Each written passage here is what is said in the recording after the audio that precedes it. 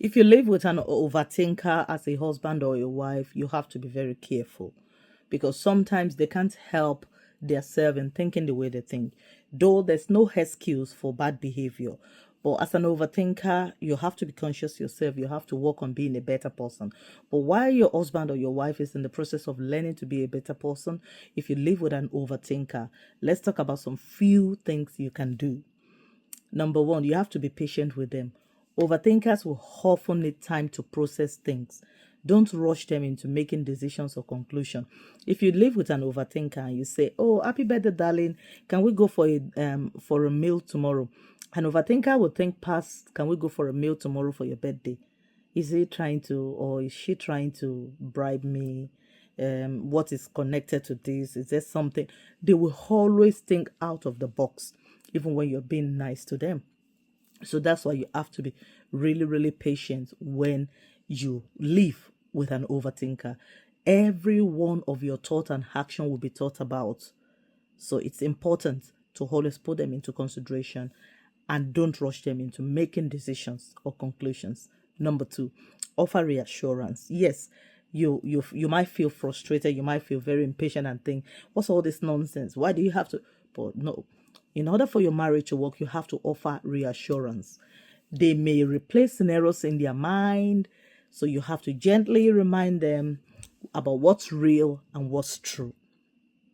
You have to always remind them by offering reassurance. Number three, encourage open communication.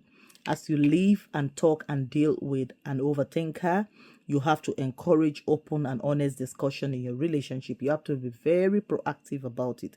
Let them know it's safe to express their thoughts, their fears without judging them. Let them know that anytime they want to express themselves, they are free to do so and you won't judge them. Number four, help them to focus on the present.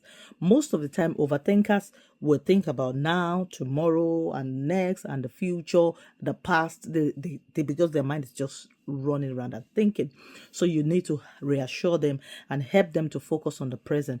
Gently bring them back to what ifs and what is of now. So try to help them focus on the present and sometimes not major on the past and the present the future that may not even have anything to do with the present. Set healthy boundaries. It's okay to pause overthinking and set healthy boundaries by saying, "Can we revisit that later? Can we talk about that later?" Especially when they start bringing things up that is just because they are thinking, they are overthinking. Sometimes you can set healthy boundaries by helping them to say, "Hang on, let's deal with the present and we'll talk about that later." Number six, you can support them by engaging in activities that can make you both relax, that can make their mind unwind. One of them is by going for walks, journaling, having a quiet moment where they have time to reflect.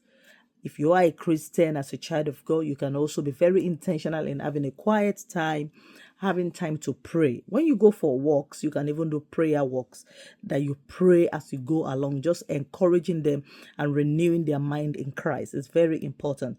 These things help to support and relax you. So it's another way of rewinding down and just telling yourself that we can do this. We're better than this. You're better than this.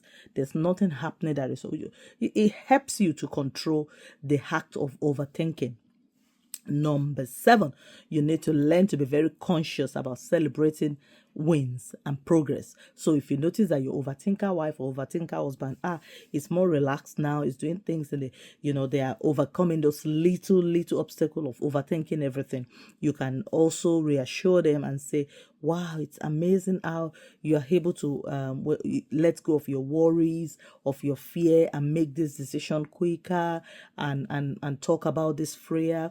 It's important. You can discuss such things and encourage them by celebrating their little wins when they didn't let overthinking overcome their home. I just want to encourage you. Honestly, if you're married to an overthinker, you have to be very careful and work out your marriage with patience and a lot of wisdom from God, because an overthinker will ruin their own home unintentionally, not being conscious of it, just because they overthink everything. And if you live with them and you're not careful, you will always get angry, and there will always be something to argue about in the home. That's why it's so important. So I want to encourage you, if you're an overthinker yourself, I want to hear from the comment section. How do you struggle when you're overthinking? How do you overcome? Let's just hear in the comment section. I'll come back to you as well later on. Let's talk about, if you are the overthinker yourself, what are the few things you can do to start helping you overcome overthinking. Until I come back to you again, stay blessed and God bless our homes.